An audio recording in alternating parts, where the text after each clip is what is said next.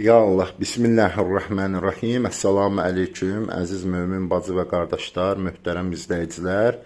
Cümləniz mübarək olsun inşallah. Bürclərlə bağlı, bürclərin zikirləri, duaları, bununla bağlı istəklərimiz çoxdur. Mən bunu belə tuturam, skrin eləyin, götürün. İndi nəyi necə edəcəyinizi Allahın izni və qüdrəti ilə sizlərə təqdim edim. Buradakı bürclərin isimləri ərəbcə yazılışlıdır və qarşısında mən ona görə tərcüməsini yazmışam ki, siz biləsiz hansı bürcdür.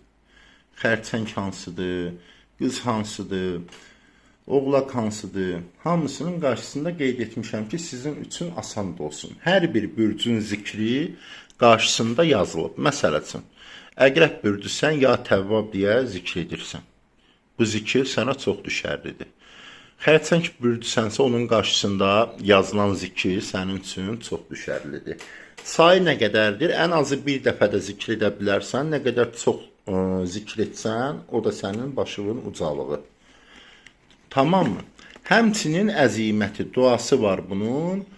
O duanı, yəni buna dəxli nədir? İstəyirsən bu duanı oxu, heç zikr eləmə, bu duanı oxu. Bütün bürclər üçün burada göstərilən dua eynidir.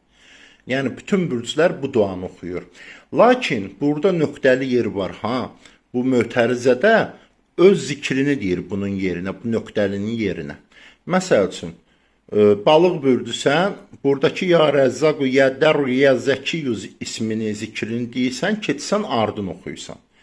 Və yaxud yenə tərəzi bürcüsən, ya Vəhhabu, ya Sadiqi, ya Nur zikrini deyirsən, nöqtələrin yerinə ardın oxuyursan. Yəni o boşluqda hər kəs öz bürcünün zikrini deyir, ardın oxuyur. Çox faydalıdır, hər bir bürcün öz duasıdır, öz zikridir. İnşallah ki, bir işinizə yarasın təki. İnşallah ki, xeyrin görəsiz. Yenə də Instagram səhifəsini qeyd edirik hər zaman videonun başlanğıcında. Yenə də hansı dualar maraqlıdır sizə, buyurub yazın Instagramımıza. İnşallah tapıb, çəkib sizə təqdim edək. Sağ olun, Allah əmanət olun.